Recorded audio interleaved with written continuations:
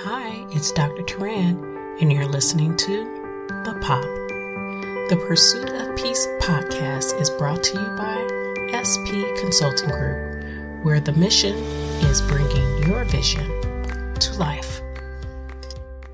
Hi, and welcome back to the Pop Podcast. We're here again with yours truly, Dr. Teran. But guess what? We have an amazing guest. We have someone that is not only going to talk to us today about the craziness in the workplace, but we have as a guest Chantel, who is the founder of Harmonious Work-Life. Please join me in welcoming Chantel. Thank you for being here. Absolutely. Thank you for having me. For sure. I am so excited. You guys, you know that during this series, we have been talking about just us women as we come off of a month of talking about servant leadership. And so I know that there are some things that when it comes down to servant leadership is added on to us women as far as pressures and just dealing with the emotions of wanting to give our all in our heart, but then making sure that we have some sort of harmony. So just last month, we were talking about servant leadership, but we know that us women with our extra passion for caring and nurturing, we want to talk about also having harmony in the workplace when sometimes it gets to be really tense. So being a woman in the workplace can mean many things to a lot of different people, but being in a business role may lead you to be overworked and out of sorts. So Chantel with Harmonious Work-Life, thank you for being in here to help us figure out our mess through this craziness. How are you? Absolutely excellent. Excited to help. So for all the things that go on in the workplace, please, before you jump right into it, tell us a little bit about yourself, how you became the founder of Harmonious Work-Life, and some of the things that just helped you reach this place of harmony in workspace and even at home. Yeah, so honestly, for me, the journey always starts out, I feel anyway, is like trying a whole bunch of different things. Some people, I think they do have a early onset career of I'm going to be this in the world, and they're able to drive towards that. But if that's not your path and you didn't, enter into something where it was a very clear path forward on a very straight and replicate, like something that you can replicate easily, then you've probably done what I have and a lot of other people have, which is tried a whole bunch of different things and then always feel a little bit like you're behind and then try something else and then you got to try to get there faster. And so for me, what I was doing is, I've always had such a passion for travel. And so I was living and working in other countries. And then, I kind of finally hit that moment where I was like, oh, I should settle down and get a real job or something, right? Like, what is that even? And so, that's really when I hardcore hit it on the corporate career path. But my background is in high tech. And this was back when, I was the only female in my computer classes. And so it wasn't a super welcoming and comfortable environment for me. And I had to learn my own way within that and how, what could I bring and what unique skill sets were going to highlight where I wanted to go. But honestly, without having that foresight and entering into that in that manner, without that strategy of knowing, and who has that strategy at 18, at 25, it's beautiful if you do. And I fully did not. And so I was working my way up. I was with one company for nearly a decade and I got really high up in the company, but I was not compensated. So I just straight up left. And then I was stuck dealing with, well, now how am I going to pivot? How am I going to transition? And so I've been through so many different things. I've been in academia, municipalities, corporate, high tech, Fortune 100. Then I switched over to startups and then I switched over to having my own consulting career. And through this craziness, so many people have then started to come to me and say, well, how do you do that?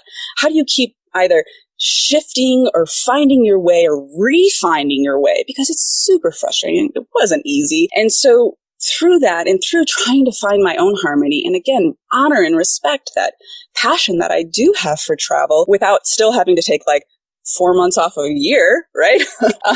all of that came together to coalesce into now what is Harmonious Work-Life, where I help others clarify and find that path for themselves. And I help others find that ability to bring all those different aspects of life together, because we can't say balance, because that gives you like, oh, one's weighing this much, one's weighing this much, and then we have conflict. And so I say harmony to really invoke that, hey, you can bring more aspects into your life. We just have to find that harmonious state, which is very unique to you, and how that can all work together to be the most harmonious for each individual person.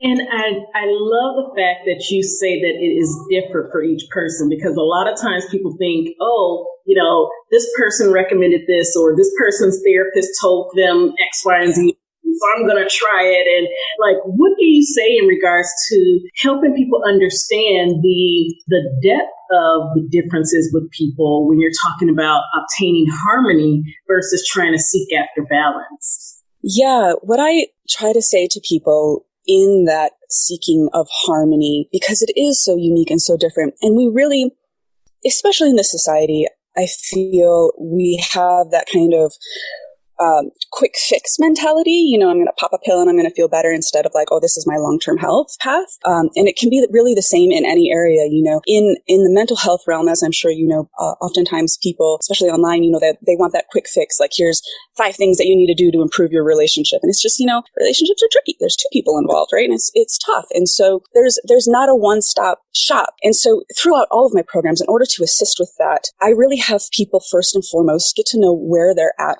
first and how they're showing up in the world. Because you can have this perspective of yourself and you can have your own worldview, which we all do. But is that what is actually being reflected back to you? And then if you really get in touch with your values and your preferences from that place, from that foundation, then you're able to go forward knowing that you're automatically going to be in line with the next steps and the next choices that you make. I really like that you say that, because a lot of times, even right now when we're talking about the pandemic, there's so much that people really get into when it comes down to something quick. And time is moving fast. And it seems like in every other way, people just want quick. And one thing that I always try to tell people is it takes time. It takes building a routine, building, this consistency. And a part of that is even recognizing the lifestyle and the necessity of including it in every part of your day. So I know, like you were saying, you used to be in high tech. Like, what were some of the things that you learned about the differences in the fields and the transition that had to be built internally, like an internal driver, if I could say it that way, to maintaining harmonious living? Yeah, the driver for me really had to be that I had to stop playing into what I thought were other people's expectations of me, because we can think these things all the time, and we do, but when we stop and check ourselves, we're running ourselves ragged. And is this really the goal that we're driving towards? So it's something I really also am firm that people align themselves towards, which is especially in the workplace, and especially during this difficult time where we were all thrust into this remote setting and we're all learning in a different way to engage in what was our work environment, or we're taking this time to transition and decide where we want to take our work next. What's happening is that sense of servitude, of that sense of I'm fulfilling this, I'm doing all of this. But if you stop and check yourself, what are people actually asking of you? And not only that, but what is actually moving that needle for you? So what accomplishment at the end is going to be the box that was checked off that advanced you in the path, in the direction that you want to go? Because that's what we're not asking ourselves. And I actually just read another article, I think it was in the New York Times, on this, of the differences in this environment right now between men and women working in this remote setting, and that necessity that women have to, oh, now I've got to go clean the house and take care of the kids and support my spouse and work full time. And the first thing that happens in any remote work environment is that people will overwork all the time, 100%. And people think it's the opposite, and it's not. When you're working in a remote setting, the first thing you do is overwork all the time. And so what I support people in doing is finding their best work hours and then allowing themselves to do those other things. But through all of that, ask yourself, not only set the healthy boundaries within your family unit, but also ask yourself, the things that I'm putting and pouring myself into and putting all of my energy into, at the end of the day, what's actually moving anything forward? So did I just waste the afternoon on laundry when I could have shipped it out for $40? Or, did I just spend my whole afternoon doing this task for work, but is that actually what I'm being counted on during my annual review cycle? It's those types of things, just making sure that you're more aligned, because it's very easy to kind of get caught up in, it's not busy work, it's all valid. And that's part of finding your harmony is validating exactly where and how you're spending your time and owning that. And then asking yourself, is this what's driving me forward? It's having that strategy. It's having that end goal always constantly in mind. Even as as a parent, your end goal is to have a happy, healthy individual in the world, right? But all the things that we do, is that honestly at the end, because it's so hard to maintain that perspective. You're dealing with this person all day, every day. Are the actions that you're taking actually fulfilling that? And I like that you say that, as far as even setting realistic expectations. And I know that, just like you said, we put a lot of pressure on ourselves and we're trying to do 50 million things, and whether it's in a remote workspace or even in the actual workspace and work environment where we would normally think of the office to be, we are always going and going and going. And I know I used to be guilty of it myself, of really believing that I was a master, and I used to say this all the time, and I feel so silly about it now, but I used to say that I was a master multitasker. Yeah. But then there were things that it was too much. It began to be too heavy on me, and it began to be something that ended up working against me when I went for self-care, because even though we may tell people, especially those that are busy and that usually have a lot to do, to put it on your schedule, put self-care on your schedule. But then it was oh, well, I can skip it. I still would skip over it. And it really was just because I was doing too much, as opposed to understanding that the best way that I can be most effective was to be my best self. And being my best self was living in a space of harmony and not trying to be on this self-imposed rat race, sort of.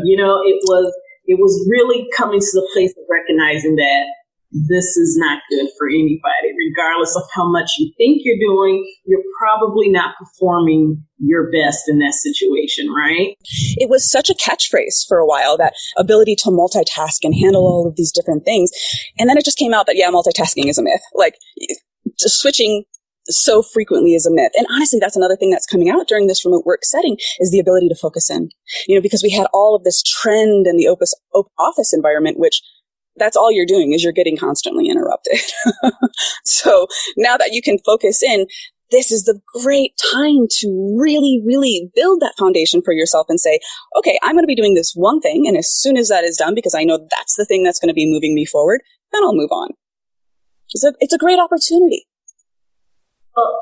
Well, I even think about some people that, even like myself, you have a kid running around, you're working from home, you're trying to accomplish everything. Everything is overlapping. Everything is always changing, because it's even more difficult to do one thing at a time. And I just want to pick your brain to say, well, what do you recommend when it's not as easy to do one thing at a time? Because you may have competing priorities, your child or your children. You may have your spouse or your partner there with you. If you have a roommate, different things going on in the home, that's now your office space. And doing one thing at a time isn't quite as easy these days. What do you recommend would be a way to really still have harmony, and if it's even possible in that type of environment? Yeah, what I really promote for you're juggling those competing aspects of your life, because again, it's up to you first and foremost to put importance on each, right?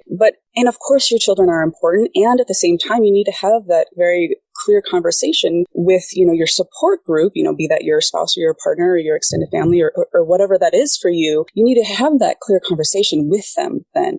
So much of the foundation of what I'm helping people with is honestly clarifying their communications. First, getting in touch with who they are and where they at, and then being able to have very clear languaging around what their needs are. Because if you can't speak what you need and ask very succinctly for what you need in that time, then you're not going to get it. And what we always do is we augment, we supplement, we say, okay, I'll do this, but what you didn't realize is that you didn't clearly ask for actually what you needed. And then so you supplemented that on your own and you repeated a past pattern in doing that. But if you would have taken the time to say, yes, my child is my priority, or, taking care of a elderly parent or whatever it is for you is a priority. But if you didn't clearly ask your surrounding support group for what you need in that, there's no wonder you're not able to be as effective as possible in what you're trying to put forth in the world. And so you need to sit down and get really clear on what your priorities are, and then very clearly ask for the help you need. And that might just be to your coworkers, right? It might be, I can't take meetings after 3 p.m. or I can't take meetings before noon. And that's okay. So own what you need and then be really clear on asking for it. And that's a really great first step. And I know that as you were thinking about it, as you were saying that, it made me think about what if when you're having those conversations, and of course I'm purposely being a devil's advocate, just so that we can offer more depending on the circumstance for our listeners. What if, okay, they're going to do exactly what you said. They're going to have this conversation. They're going to talk with someone.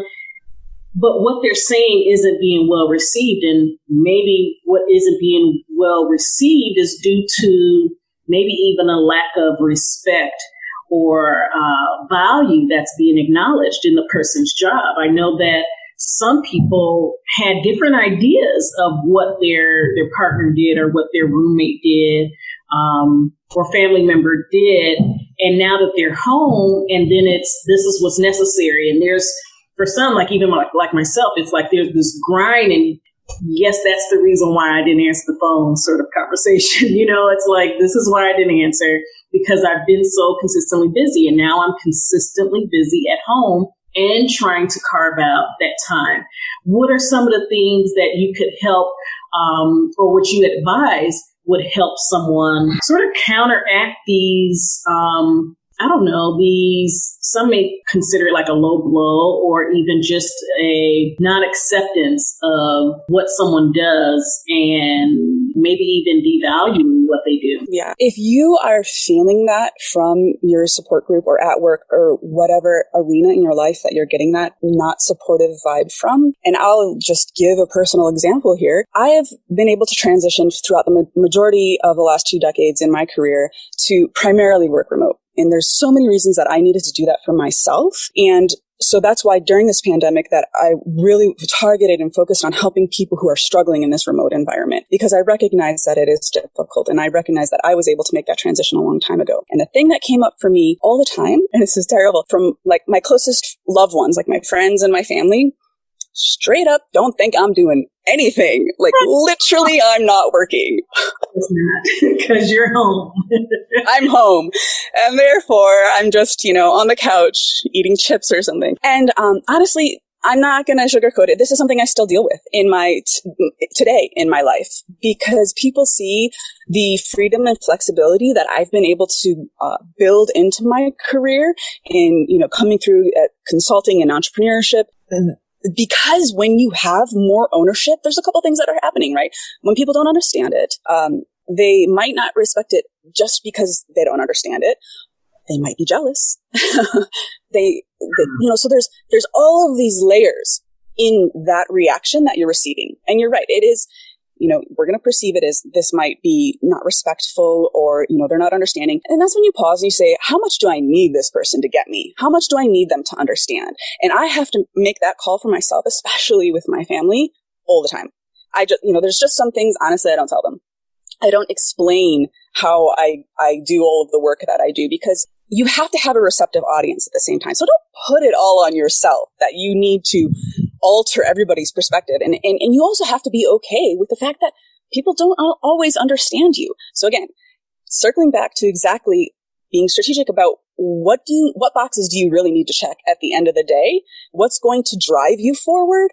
And then just focus in on those. Because all that other stuff, it's just busy work at the end. If you're trying to convince somebody over here and explain yourself over here and rationalize this over here, it's too much. It's absolutely too much. And so within that, what are the conversations you really need to have? Get really clear on your languaging around those and let everything else go. I know that one thing that you said as far as like getting clear on the communication, I know that some people, it's even a challenge to communicate that. So sometimes it may be good to practice with someone even. And even though this isn't the premise of what we're talking about here, but sometimes in order to obtain and get to a place and even stay there when it comes down to harmony is being able to communicate. And I know that you were saying earlier, like, be able to communicate what you need, be able to speak to people and let them know that this is what you need. This is something that isn't helpful. And it's not something that you'd want to put into the box of, oh, well, I'm complaining or I don't want to rock the boat.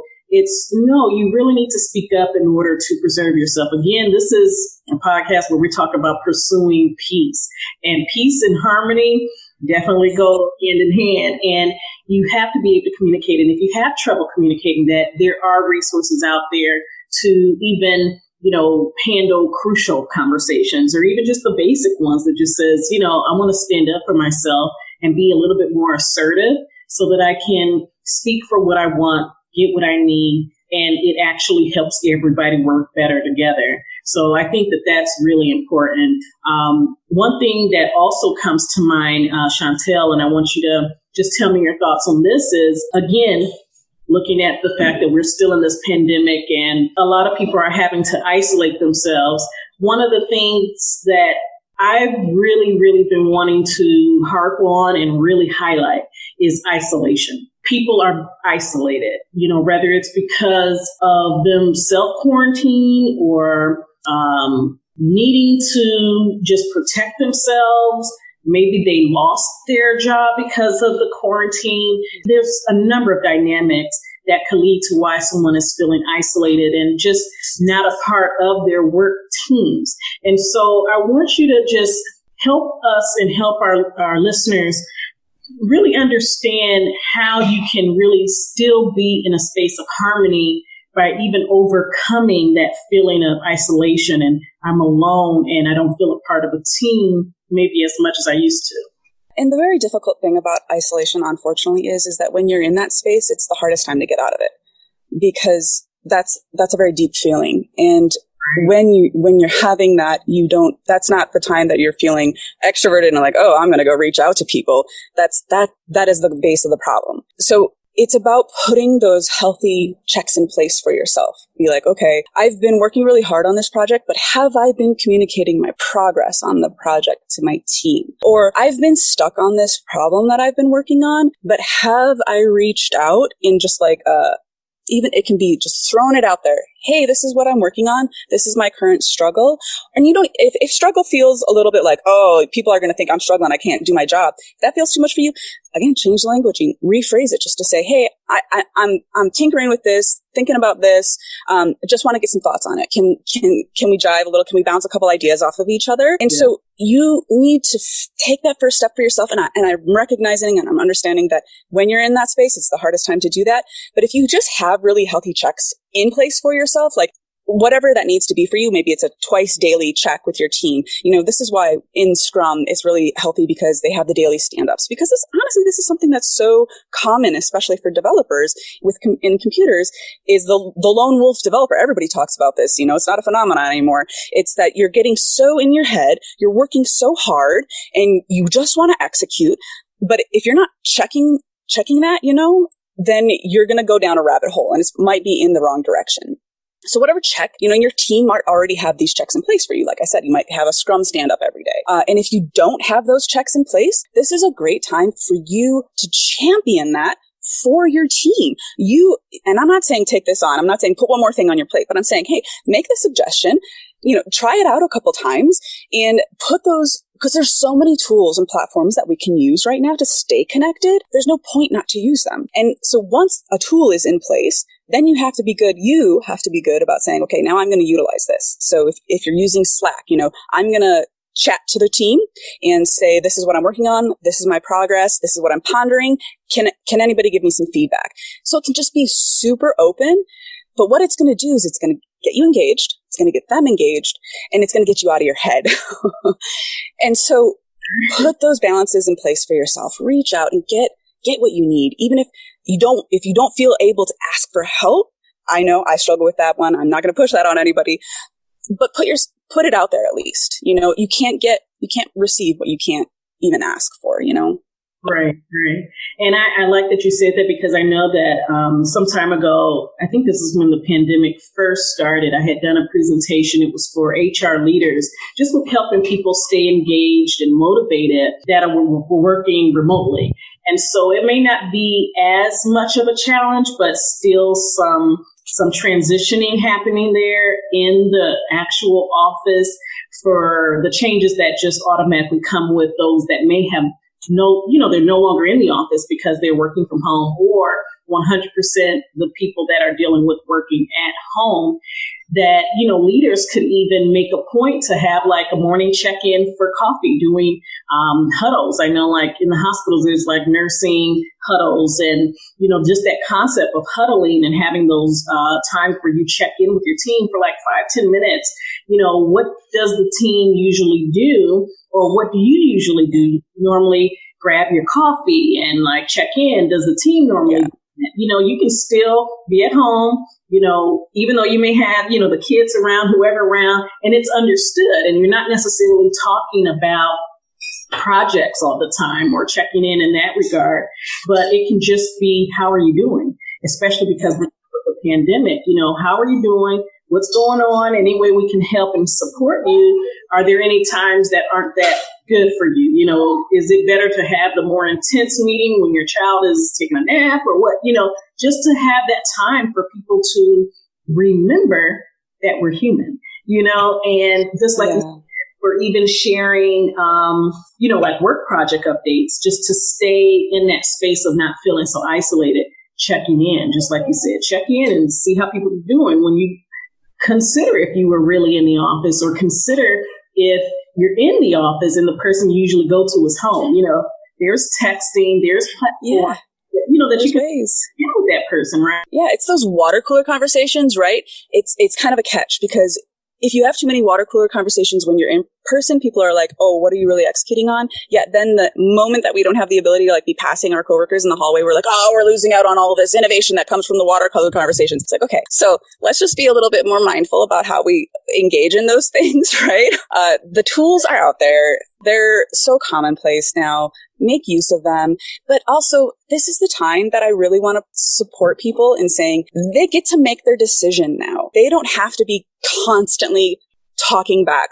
Okay, you might have gotten a text or somebody might have, direct messaged you for some reason, but is this the perfect time for you to be doing the response? Right? This is the same thing that we've had to do with our inbox. We've had to say, I'm not going to constantly be checking my email, because then you're not effective in what you're trying to accomplish in your workday. And this is the same with, yes, we want to stay connected. And at the same time, I really promote you to take this time to say, when is your great thinking and heads down work time? Put really happy, healthy boundaries around that. And that doesn't mean that you're cutting yourself off from your team or being unavailable. It just means that you need to be clear about what those buckets of time are for you. And honestly, think about it as an opportunity right now. Right now, you have the opportunity to restructure that for yourself. And so if you don't want to have a meeting before noon, now's the time to start building that into your workday. And as a team, coming up with, these are the most effective ways that we can still keep open lines of communication.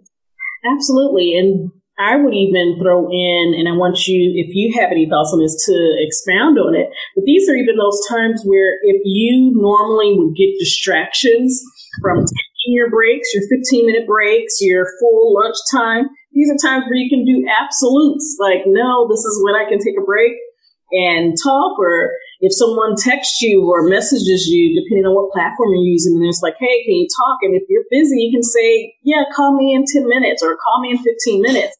And even throw in, just like you said, when you are at your best. When are you at your best? For me, it's like, I'm best before 3 o'clock. After 3 o'clock, it's like, you may wait for me to get some more coffee or a snack, and then I'm back with it, or after, and so it's like really optimizing those times. I don't know if you read it, it's this book called When, WHEN, and it's about even optimizing when in time, like within your day, when you're most productive. And that's a little bit of what you were talking about. Yeah. Most productive, and setting up, okay, we need a strategy meeting if possible. And if everybody's on board, here are my availability. These are my available times, and they're when I'm most optimized. Or this is when I have my 15-minute break, and during my 15-minute break, I might be doing mindfulness, or I might be doing some deep breathing just to reset in the day. It's like, what are your thoughts about that? Because I'm like, yeah, you can really, really optimize your time nowadays. Because the flip of that is, there's another book called Flow by Csikszentmihalyi, and what he talks to is there's that space where you're challenged enough that you're really, really in deep in that thinking mode. You're not struggling to get into your flow. You're not having to be interrupted out of your flow, and you're the most productive. But we so often don't find that for ourselves. And in one open office environment that I was working in, when they found out about this book, I told them, they actually got these little markers for your desk that you would flip, of like, I'm available or I'm in my flow, which meant if you saw somebody was in their flow, you keep walking. And so we have to recognize that those were the existing problems in the workplace. And so let's take this time to set up healthier parameters around that. This is an opportunity. It doesn't need to be, oh, we're missing out on this, or we don't have this. It can really be the time that we find when is our good time, that we do be in our flow, and we own and honor that. This can be that time. Absolutely. I love that. And I love that you said, parameters instead of boundaries. Because boundaries can be tricky for some people. Right. Some people that can be a trigger. For some people, it's like, that sounds sort of harsh. But no, it's all about having space, having parameters, and putting space around protecting your time, protecting your space, protecting your harmony, so that you can truly reach that space and give it a fair chance. I think, like you said, we've had breaks before. We've had time to ourselves, but we never really protected it. We just figured, work culture wise, you just keep pushing. And the more you are the yes man or yes ma'am about everything, the more of a team player you are. And the best team player is someone that is stable, someone that is filled with all that they need to do a great job. And you can't be filled if you're always giving and giving and giving and multitasking. So much of you is gone, as opposed to what needs to be there to really execute and really execute at optimal levels. So, and if you don't honor your time, other people aren't going to either. True. So that's even in regards to teaching people how to treat you, how to support you. Because again, just like Chantel said, you really do teach people how to treat you. You do. And even in this space of work, if people know that you have a boundary, like I used to even know people that they would normally take a walk at this certain time. They would normally eat lunch at this certain time. And it was neat because it was like, I really respected that they honored their own time for themselves. And and you didn't bother them. You respected that. And that is something that each one of us can work towards. Again, pursuit of peace. How do you make this pursuit, as you go along, all the golden nuggets that you pick up, that they actually are sustainable and they're more of something that becomes a lifestyle as opposed to just something to do in the moment. Once the pandemic is over, or once this stressor has passed, then you're back to normal. No, we're talking about harmonious living, right? This is what Chantel is talking about. And, we just have to do it. It's really, if you think about it, who put this structure in place, right? What, we all just adhere to the 8 to 5 mentality? So ask yourself the question. Take this time to ask that question. And what you probably find is you created this yourself. I know, like, even when working in the federal government sector, it's really like required that you take your 15-minute break to your lunch. But I've like suggested to people like, hey, let's take a quick lunch together, or let's take a quick break together. And they're like, oh no, I can't do that. And I'm just like, well, why? Well, I have so much to do, but is 15 minutes really? Yeah. Like, you really need to take this break, because then you're burned out and it's taking you a whole hour to do something that probably would only take 15 because you're drained and you're stressed out. And that's not anybody. Your team, yourself, your supervisor, your reputation, none of it. You're not living harmoniously at all. And that's the first thing that people let go. And, I'll sleep less, or, and it's the pattern too that's being perpetuated. Is your boss sending you messages at 10 o'clock at night? Don't respond. Don't perpetuate the pattern, right? Make your own choice. And yeah, we don't have to be playing into something that came before us. Right now, you can pause and then decide exactly what parameters you want to go forward with. And that actually brings about a point that I may have made in prior podcasts. And it's really of taking this opportunity of the pandemic as a true opportunity to slow down. Like, a lot of things, a lot of people are moving slower. A lot of people are providing more creative ways of doing things. The work environment is in a constant ebb and flow. So it's like, all you have to do really is just sort of stick with communicating, stick with what you need, stick with sharing that, talk to people, whether it's friends, colleagues, a mentor, a coach, a therapist, whatever, someone to just bounce ideas off of, to really begin to identify what works for you. Because I think that's what's going to ultimately be the best bet. Once you identify what you need, then identify how you can communicate it. If you need tools, gain those tools to just move forward, because it's ultimately for your good, like, truly. Yeah. And that's why it's the foundation of all of my programs. And I even have people do this exercise where, like, I make them go kind of interview people about themselves, which is uncomfortable. I'm going to own it. It's scary and people don't like it. But you know what? At the end of the day, you're opening that up. Not only are you saying, oh, this is how I'm showing up in the world. This is what people actually think of me. And yeah, you got to have, you can't have ego around that. You just have to be receptive and listen. And then you get to realign. You get to say, this is who I really want to be. This is my true authentic self. And then you get to be that. So take the opportunity. Absolutely. I know that we have joked, I'm sure you've heard it a lot too, and maybe I've even said it, it's just in regards to, okay, this is 2020, even though so many people are over it. This started out as, oh my goodness, the glorious year of 2020 vision. Everything's going to be clear.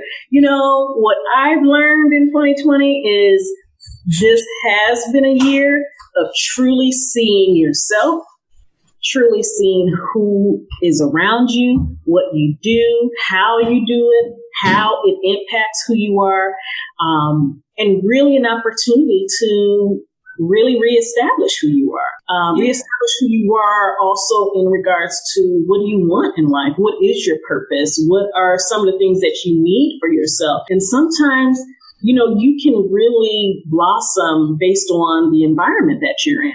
And if you are able to focus in on your, as I call it, your circle of influence versus your circle of concern, and you sort of get out of all of the drama that's at work, you get out of the drama that's at home, and you really get to this internal space with yourself where you're like, you know what, this is what I can do for me. And then you take that seriously, respect it, honor it, and be very intentional with doing something about it. What do you think, Chantel? I so agree, because again, if you're not the one respectful and honored towards you, you can't expect that of other people. And yeah, sometimes we do need somebody to make the example for us. You can have a really good engagement and be like, oh, I finally feel heard. You can walk out of a meeting and be like, I really felt heard there, and people took all of my ideas. And that might have been that you hadn't yet had the opportunity to be in that space. But then you really, really, really need to slow down and say, that was good for me. I want more of that. And I think that's what doesn't happen is we get so stuck in these patterns of, or, oh, this is okay that it usually goes this way. It's okay that I'm not, I'll say this or I'll try to say this and I'm not really heard. You okay it to yourself. But you don't need to. You, again, take this 2020 and say, I'm going to make it what I need it to be. I'm going to make this change for myself. But it is taking the time to recognize when it's different. And then how can you replicate that time? And that's another exercise that I take people through is exactly that. Write it down. Write down what went well and how can you make it happen again? Yes, that is major. I absolutely agree because whether it's through journaling, whether it's just, little sticky notes, whatever it is that works for you, do it, write it down. And I've been trying to be more consistent with doing that, but I do know how just amazing it is to watch when you stick to it, write it down, even making it known to people, whether it's in an app, so to speak, to yourself, to other people, to say, hold me accountable. It's truly amazing how when you put it out there, it ends up happening because you're being intentional. You're being intentional. Intentional, yes. And that leads to results. It does, exactly. If you say this, then you will achieve this. And use whatever tool you need to use, right? I know that a lot of people struggle with journaling or, the Post-it notes, oh, you're great, get it. Use whatever. Honestly, I put it on my calendar. I put what I accomplished on my calendar and I put what I need to do on my calendar. And guess what? I usually end up doing what I need to do. And then it feels like an accomplishment, right? That's a self-fulfilling accomplishment list. So make it easy on yourself. If you don't need to write a long journal entry, just do what's going to make it easy on you. Find that for yourself and then repeat it.